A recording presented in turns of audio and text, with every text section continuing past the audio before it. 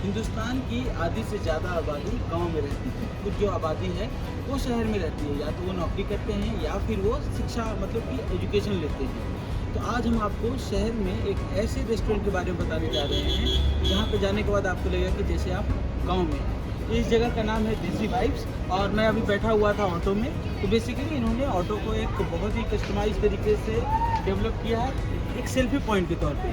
तो यहाँ पे जो लोग आते हैं वो पहले सेल्फी खिंचाते हैं, और सेल्फी खिंचाने के बाद फिर रेस्टोरेंट में जाते हैं। तो मैं आपको पूरी जानकारी दूंगा, यहाँ का स्ट्रक्चर कैसा है, लोकेशन कैसा है, आप कैसे अपनी फैमिली के साथ आ सकते हो, यहाँ पे खाने पीने की क्या सुविधा है, नॉनवेज यहाँ का कैसा है, वेज कैसा है। नमस्कार, मेरा नाम है विक्रम सिंह और आप देख रहे हैं एनडीटीवी जायका। इस वक्त मैं मौजूद हूँ नोएडा सेक्टर 18 के पास। ये ठीक हमारे सामने आप देख सकते हो कि मेट्रो स्टेशन है।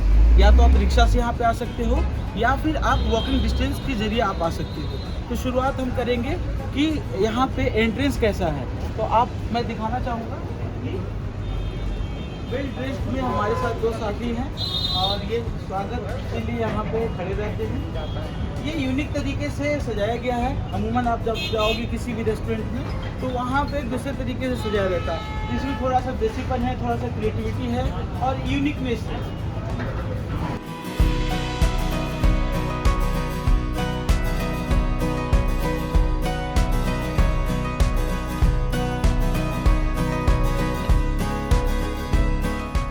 ये कैसे स्टार्ट हुआ, इसके पीछे कहानी क्या है, तो हम जानेंगे। हमारे साथ मौजूद है देसी वाइब्स के जो मालिक हैं वरुण खेरा। सबसे पहले तो आप और आपके टीम का स्वागत करते हैं और इस रेस्टोरेंट जो बहुत ही सुंदर रेस्टोरेंट है हमारा, उसके बारे में मैं कुछ जानकारी देना चाहता हूँ अपने दर्शकों को। 2005 में मानस वाधवा और वरुण खेरा, जो एक 22 और 24 साल के बच्चे हुआ करते थे, उन्होंने सोचा एक सपने के साथ कि हम एक ऐसा रेस्टोरेंट बनाते हैं जो लोगों के दिल के पास हो, जो लोगों के दिल को छुए इस तरीके से कि ना कि सिर्फ अच्छे खाने से बट अच्छे वातावरण से, अच्छे एम्बियंस से, और एक ऐसी वाइब आए जो उनको लगे कि हाँ, इस रेस्टोरेंट के अंदर आके हमें बड़ा इंडियन वाइब्स आ रही हैं, बड़ी देसी वाइब्स आ रही हैं। तो तभी इस रेस्टोरेंट का नाम देसी वाइब्स दिया गया। ना कि सिर्फ खाना, जैसे मैंने आपको बताया, यहाँ का जो एक्सपीरियंस है वो भी काफी देसी है। अगर मैं जहाँ देसी कहता हूँ या जो मैं आपको कहूँगा रूरल वाइब्स, नॉस्टैल्जिया जिसे कहते हैं, वो सबसे पहले दर्शाता है यहाँ के एम्बियंस है। एम्बियंस यहाँ पे अगर आप देखेंगे, यहाँ पे जितनी भी दीवारें हैं ये असली गोबर और मिट्टी के लेपे की कर रखी है। ये कोई पेंट नहीं है, ये किसी तरीके का नहीं है। ये शहर के अंदर अगर आप देखेंगे, शहरों के अंदर इस तरीके का आपको काम कभी भी नहीं दिखेगा। बहुत सारी जगहें आपको जितना भी रूरल लोगों के, जितने भी गाँव के जो लॉस्ट आर्ट है, हम उन आर्ट्स को लेके आए हैं और हमने उसको दर्शाया है इस पूरे के पूरे रेस्टोरेंट में। आपको यहाँ पे जैसे मिट्टी और गोबर का लेपा दिखेगा, वैसे ही आपको दीवारों पे कठपुतलियां दिखेंगी, वैसे ही आपको यहाँ पे राजस्थान का ठीकरी वर्क दिखेगा, जो बहुत ही फेमस वर्क है, जो पुराने जमाने में महलों के अंदर जो शीश महल बना करते थे राजाओं के अंदर, रजवाड़ों के अंदर, उस आर्ट को भी हमने लेके आए, जिससे हमारे जितने भी लोग हैं जो यहाँ पे खाना खाने आ रहे हैं, उनको एक अलग तरीके का एनवायरनमेंट दिखे। इसके अलावा हर टेबल में अगर आप देखेंगे, हर टेबल के अंदर यहाँ पे एंटीक्स रखे गए हैं। एंटीक्स जिस तरीके से अगर आप देखेंगे, ये एक बहुत पुराना ताला है, ये यहाँ पे एक खंजर है, ये यहाँ पे स्टैम्प पेपर्स हैं, और ये पुराने सिक्के हैं।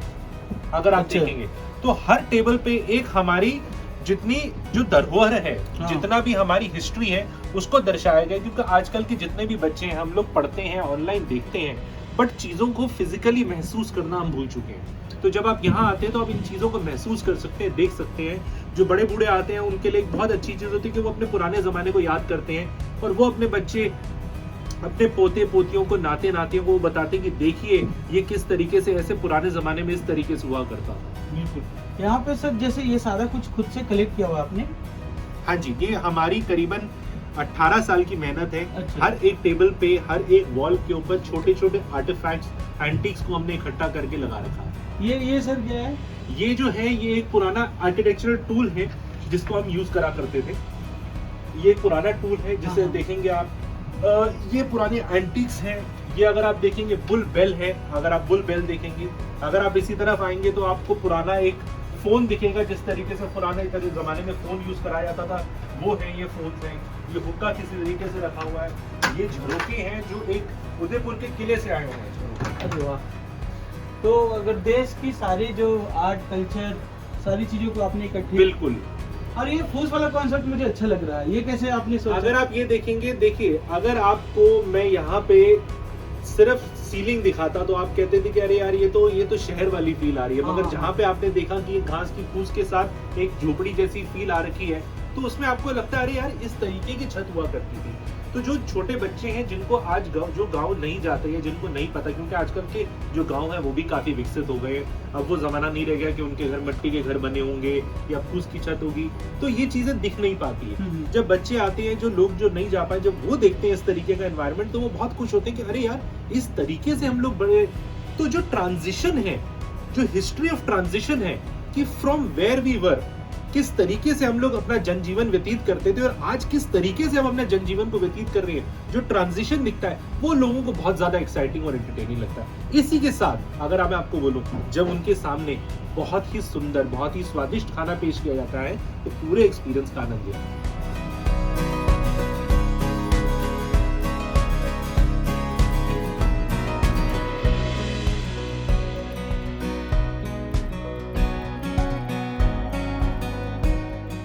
हमारे पास यहाँ की जो स्पेशल डिशेज हैं वो हैं, तो इनकी बारीकियों को समझते हैं। भैया हमें बता सकते हैं कि क्या क्या कौन कौन सी चीज़ें हैं? ये हरी भरी मिर्ची की कड़ी है, ये वाली? हाँ हाँ, और ये पालक सिग्नेचर पालक कोफ्ता है, ठीक है। और ये चिकन टिक्का रसीला, अच्छा, और हरी मिर्च पराठा। हरी मिर्च पराठा। तो चलिए अब शुरुआत करते हैं।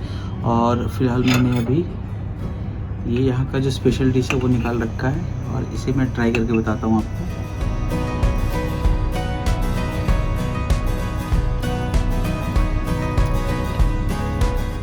हरी भरी मिर्ची जो यहाँ का है, उसकी स्पेशल ये है कि जो बड़ी मिर्ची होती है उसमें ये मसाला भरते हैं।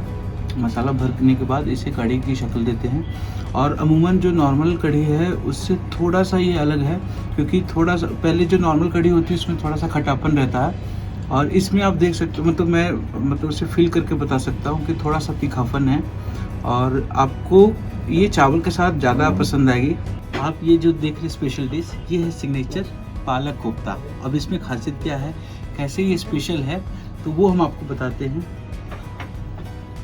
ये पालक जो है, पालक के अंदर में पनीर की स्टफिंग की हुई है, और आप अगर इसमें सिर्फ अगर हरा रंग नहीं होता तो आपको लगता है कि आप अंडा जो है वो खा रहे हो आप, लेकिन मैं देखता हूँ कि कितना ये खास है। तो भाई साहब ये है अपना यहाँ की स्पेशल डिश है, जैसा ये बता रहे थे भैया, लाजवाब है, टेस्टी है। क्योंकि अभी तक हम लोग ने जो नॉर्मल पालक की जो सब्जी खाई है उसमें या तो अलग से पालक खाया या फिर हम लोगों ने दूसरे तरीके से खाया, लेकिन ये पहली बार ऐसा हो रहा है कि पालक को चारों तरफ से बांध के उस पर बीच में पनीर का वो स्टफिंग किया हुआ है, तो दोनों का टेस्ट आपको समझ में आ जाएगा। साथ में इसकी जो ग्रेवी है, थोड़ा सा मीठापन है, तो वो इसको यूनिक बनाता है, अलग चीज़, मतलब कि इसको खाने के बाद आप मतलब लिटरली आपको अच्छा लगेगा। और अगर आप वेजिटेरियन हैं और इस तरह के खाना आप पसंद करते हो तो आपके लिए एक बेहतर विकल्प है। देखने में भी बहुत ही अच्छा, इसकी सजावट भी बहुत अच्छी है। थोड़ा सा धनिया इस पत्ता है तो वो उसका एक अलग टेस्ट है। आपका मेयोनीज का भी इस्तेमाल किया गया इसमें, और ग्रेवी में भी जो नॉर्मल तरीके की जो ग्रेवी होती है जिसमें पनीर वगैरह में जो हम लोग डालते हैं तो वही ग्रेवी का इस्तेमाल है। बाकी इसकी जो खासियत है ये है कि पालक और ये पनीर दोनों का टेस्ट आपको समझ में आएगा, लेकिन खाने के बाद एक अलग ही रौनक आएगी। आमतौर पे अगर दूसरे रेस्टोरेंट या होटल में जाते हैं तो पापड़ आपको या तो आधी मिली या पूरी मिली, लेकिन यहाँ का पापड़ जो है काफ़ी ऐसा लगेगा कि एक छोटे छोटे से स्पेशल शेप में इसे रखा गया है। और इसको खाकर देखता हूँ, पापड़ भी अलग है भाई साहब, मतलब मज़ा आ जाएगा खा के। तो वेज में तो आपको दो चीज़ों के बारे में मैंने बता दिया। अब हमारा चिकन टिक्का रसीला ये कैसा है, इसमें कितना रस भरा पड़ा है, तो वो हम खाकर आपको बताते हैं।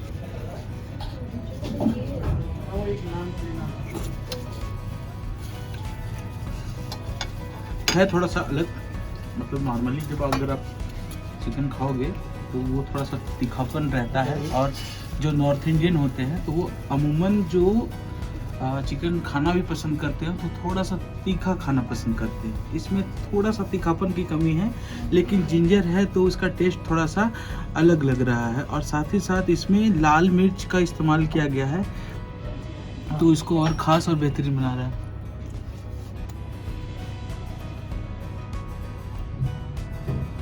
आप जब इसको रोटी के साथ आप खाओगे, क्योंकि ये मैंने जो अपने लिए पराठा मंगवाया है वो चिली पराठा है, आप देख सकते हो कि इसमें हरी मिर्च है, उसकी स्टफिंग की हुई है। और अगर आप इसे खाते हो तो भले इसमें तीखापन नहीं है, लेकिन रोटी के साथ खाओगे तो वो तीखापन जो है वो एडजस्ट हो जाता है, मतलब कि किसी न किसी तरीके से आपको पसंद आना है। और उसके बाद जो माउथ फ्रेशनर के तौर पे ये भी देखिए कि जो थाली भी है काफ़ी बढ़िया है, मुझे तो अच्छा लग रहा है। तो ये हमारे पास 1 2 3 4 5 चीज़ें हैं जो माउथ फ्रेशनर की चीज़ें हैं। ये पान है, ये गुलकंद पान बोलेंगे, बस इसमें पत्ता नहीं है। बाकी आप इसे खाएंगे तो जैसे आप मीठा पान खाते हैं सेम वही टेस्ट आपको मिलेगा।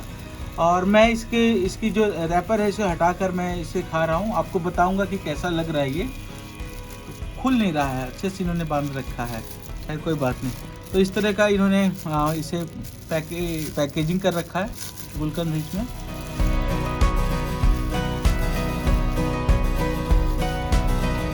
एकदम पान वाला है, बस इसमें पान का पत्ता नहीं है, बाकी सारा कुछ है। तो कभी भी आप अगर आपको कुछ लगे कि मीठा पान खाना हो तो मीठा पान ना खाएं, देसी वाइब में है। और आप यहाँ पे एक रैपर मिलेगा पान का गुलकंद वाला, वो टेस्ट आपको उस तरीके से मिलेगा। ये आपको इमली दाना है और ये खट्टा स्वाद रहता है, मैं इसे भी खाकर बताता हूँ।